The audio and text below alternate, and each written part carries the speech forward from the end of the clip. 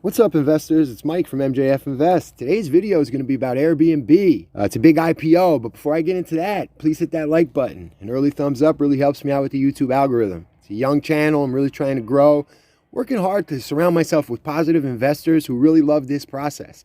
So if that's you, hit that subscribe button. Don't forget to hit the bell notification so you're notified when I upload new content. Remember, I'm not a financial advisor, so you should be doing all your own research. It's ultimately your decision whether you want to buy any of the stocks I talk about on my channel. Let's talk stocks in the comment section. Today's video is going to be about things that really stuck out to me in Airbnb's S1 filing.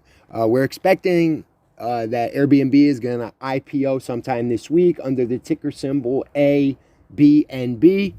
And I just wanted to go over some of the stuff I saw in the S1 filing and share it with you.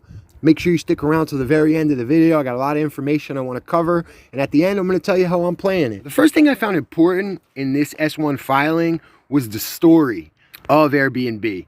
And you may not think that's important or relevant to a company's valuation. There's no numbers there. The foundation of the company really just plays on human connection and the way it's developed and evolved organically usually is a recipe, I think, for some of the biggest companies that we've seen. And going forward, I'm very excited about this company. So again, I thought the story was important to what the business is, and if we're going to invest in it, I think we should know, not only where it's going, but where it came from. Airbnb started with two designers trying to solve a problem: how to pay the rent. The year was 2007. Brian and Joe, two of our founders and friends from design school, were looking for a way to cover the cost of their San Francisco apartment. That week, they saw an opportunity. An international design conference was coming to town, and every hotel was sold out. They quickly created a website, airbedandbreakfast.com, with the hope of renting airbeds in their apartment to attendees of the conference. Three designers, Michael, Kat, and Emil, took them up on their offer and became the first guests of Brian and Joe, our first hosts. When Brian and Joe told people what they were doing, they thought the idea sounded crazy. Strangers will never stay in each other's homes, they said. But something unexpected happened that first weekend. Brian and Joe treated their guests like old friends from out of town, connecting them to a unique slice of San Francisco that they could never have experienced on their own. Michael, Kat, and Emil came as outsiders, but left feeling like locals. The experience left Brian and Joe feeling something special too. The excitement of sharing the city they love and seeing the guests from a deep connection to it. 13 years later, today the idea does not seem crazy after all. So more than 4 million hosts now offer everything from a private room in their home to luxury villas. From one night to several months at a time, hosting has expanded from homes to now include experiences that can be taken in cities all over the world or even online. In more than 220 countries and regions around the world, our hosts have welcomed over 825 million guest arrivals and have cumulatively earned over $110 billion. Airbnb has become synonymous with one-of-a-kind travel on a global scale. The second thing that stuck out to me in the S1 filing was Airbnb as a resilient model. In early 2020, as COVID-19 disrupted travel across the world, Airbnb's business declined significantly. But within 2 months, our business model started to rebound. Even with limited international travel demonstrating its resilience, people wanted to get out of their homes and yearned to travel. But they did not want to go far or want to be in crowded hotel lobbies. Domestic travel quickly rebounded on Airbnb around the world as millions of guests took trips closer to home. Stays of longer than a few days started increasing as work from home became work from any home on Airbnb. We believe that the lines between travel and living are blurring, and the global pandemic has accelerated the ability to live anywhere. Our platform has proven adaptable to serve these new ways of travel. And that's really what I wanted to talk about. My thoughts and opinion on that is as we work more from home, there's a lot of opportunity for people to travel. And like Airbnb is saying, they're more inclined to hop in their car and take a day's drive and stay in somebody's house than they are to hop on an airplane and go to a hotel. And I think Airbnb is going to benefit tremendously from that. I also wanted to talk about the numbers. Airbnb has experienced rapid growth since their founding in 2019. They've generated gross booking value of $38 billion, representing growth of 29% from $29.4 billion in 2018 and revenue of $4.8 billion, representing growth of 32% from $3.7 billion in 2018. During the 9 months ended September 30th, 2020, their business was materially impacted by the global COVID-19 pandemic. The gross booking value of $18 billion, which is down 39% year over year, and revenue of $2.5 billion, which is down 32% year over year. So, the numbers there, it was a growing company, and they were pretty much on a pretty good growth projection year after year. The pandemic has kind of sidestepped that a little bit.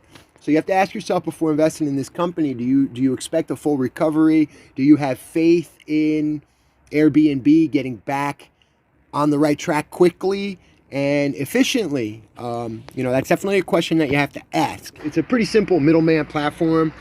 They collect 3% from their hosts and 12% from their guests. When they have their super hosts program as well, I'm not that familiar. I couldn't really get too many numbers on that because that's a newer service. And they also are big on their experiences of the business, which they collect 20% on. But that business isn't really taken off yet. But Airbnb is projecting it to take off. And I think that'll fit very nicely with their portal cities. I came across an article that I want to share with you. Airbnb launches a city portal, a first of its kind resource for governments. Over the last 5 years, Airbnb has outlined and acted on our commitment to working with governments from Seattle to Hamburg and Cape Town to Porto Seguro and Japan to Vancouver. We've partnered with hundreds of cities, states, provinces, and countries worldwide to ensure tourism is benefiting communities directly. Together with governments, our work is focused on supporting healthy tourism, driving more than $2 billion in tourist tax collection and developing common sense short-term rental laws. And basically, this is just an idea. The article basically just touches on how the COVID pandemic has really stalled global travel. And this is a way that Airbnb aims to get the tourism community going. And I definitely think that's relevant information. The fourth thing that really stuck out to me was that they had a substantial market opportunity in the growing travel market and experience economy.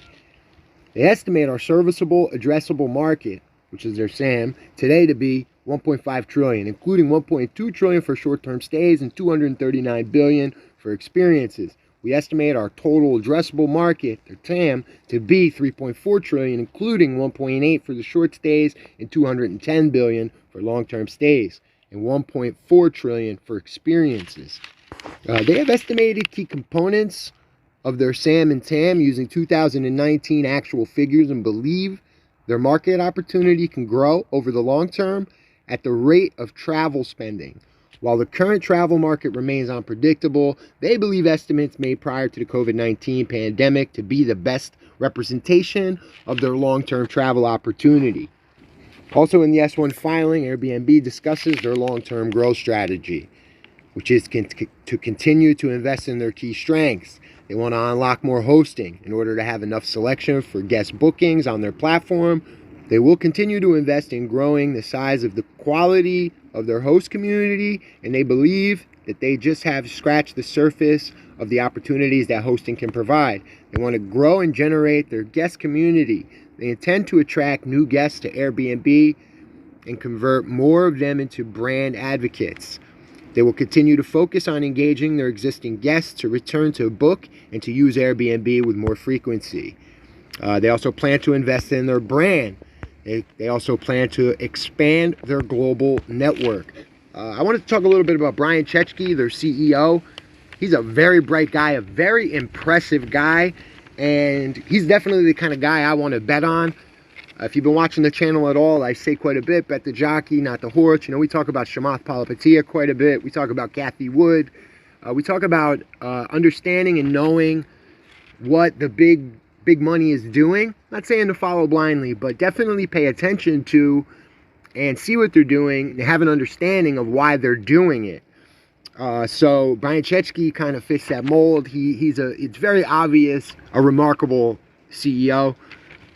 He's the kind of guy, I just feel like he's going to figure this out. He's going to evolve and adapt this business in a way that makes Airbnb a legacy type business. So I certainly view this as a long-term investment. I'm very excited about this company.